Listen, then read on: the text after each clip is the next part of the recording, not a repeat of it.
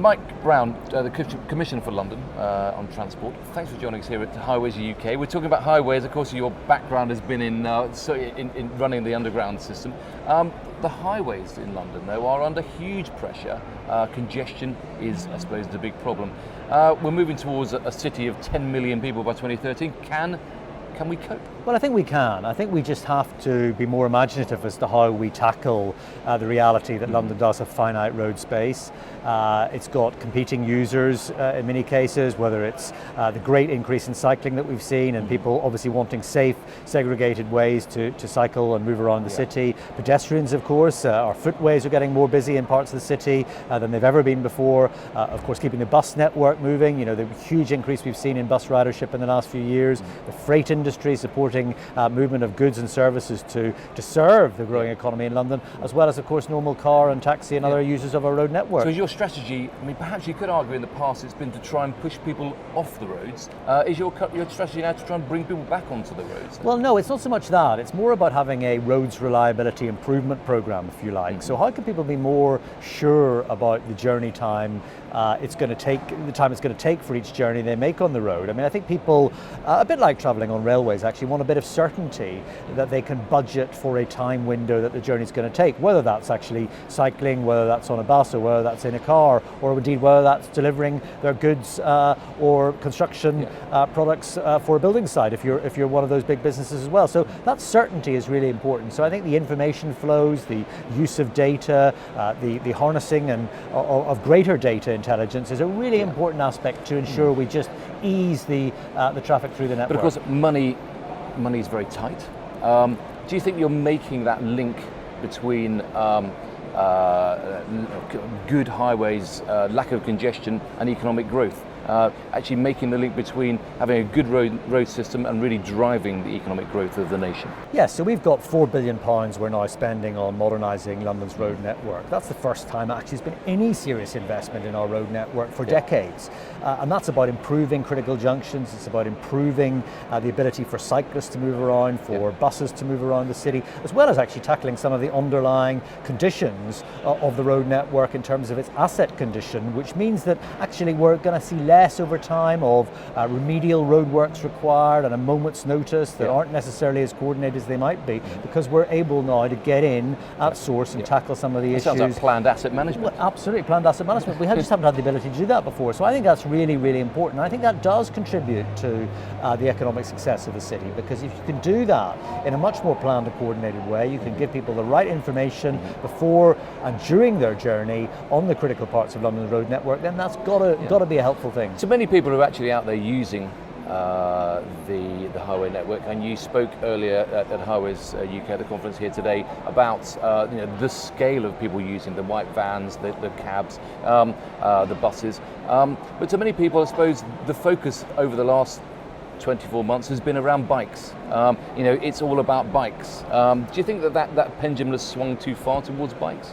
Well, I think cycling is hugely growing. There's parts of London's road network now where actually cyclists are the dominant force in terms of numbers of people using particular parts of the road network. So I think we have to respond to the issues of cycling. We have to ensure that those junctions, I was down at Vauxhall Cross, for example, the other day, and saw the fantastic work that the team has done in making that a very safe and accessible route now for cyclists, not just middle-aged men in Lycra, but actually people of all types who want to take perhaps the opportunity to cycle around our wonderful city. And I think that's really important to focus on them, but we shouldn't be doing it at the absolutely blinkered in our approach to the impact that the road network can sometimes lead us to with bus speeds or with the speed of other traffic around our network. Everybody needs to get around the city. Striking that balance is always a difficult thing to do, and of course during construction you get particular swings of the pendulum one way or the other, but I'm confident that over the next few months we'll see an improvement in the flows of traffic, particularly as these works gradually complete. Do you see, there's a lot of people here at the conference today who are talking about new technologies, about future thinking. Do you see, you talked about tunnels, you talked about the use of technology. What is the future for highways?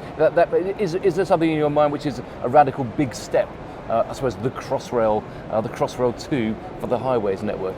Well, I think inevitably, in the fullness of time, we will see some tunnelling under London's roads. I mean, that's important for two reasons. One is it does take traffic away from those sometimes narrow, congested roads on the surface. It also actually creates land value above road networks, sometimes in very critical places. So if you look at somewhere like Hammersmith Flyover, which has been talked about before, if you were to tunnel under the road there, if the flyover was to disappear, then the land value, the ability for development, for housing, for homes, for commercial development is really significant, as well as, of course, the opportunity to improve the environment for pedestrians and for cyclists as well. And I think that's a really exciting medium-term prospect. And it is getting the private sector involved, it is getting that land value uplift, really being able to drive the investment in those. It absolutely is, and I think that's also why it's really crucial that the Mayor and London, as well as the other great cities in the UK, have greater control in a fiscal perspective of ensuring that the retention of business rates, that stamp duty comes back into the coffers of City Hall, rather than everything going straight to national government. Big event for you in May next year, of course, change of mayor. I suppose, what do you want to see from a new mayor? Well, I think, to be honest, I think both mayors we've had so far in this city have both been amazing advocates for London, for fighting London's corner with national government and beyond. And I've no doubt in my early conversations with all the mayoral candidates that we're likely to see winning next year's election, that will continue. So I'm very excited. Of course, there will be some changes, I've no doubt, changes in style, changes in approach. But actually, I think everyone will recognise the importance of investing in transport in London to ensure that the city continues to thrive, while of course ensuring that the environmental considerations of transport in terms of emissions, things like the pursuance of our ultra-low emission zones, and greener vehicles, all electric fleets. Electric fleets, all of that is really, really important, as well as, of course, safer lorries and ensuring that London becomes a safe and pleasant environment to move around for everybody. And of course, I suppose finally, the ultimate goal of what you're trying to do is to encourage development of new areas of London, housing, actually to enable the capital to grow.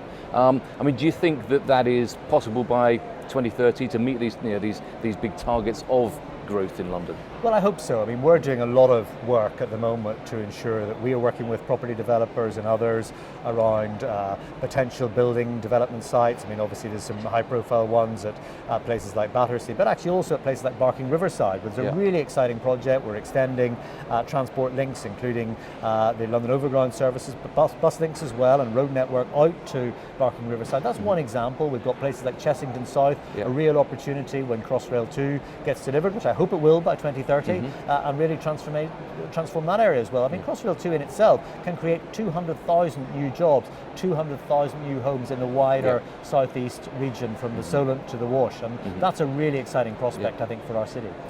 Mike Brown, thanks for joining us today. It's an exciting time across the whole of transport in London, but I suppose particularly in roads. It is indeed. Thank you.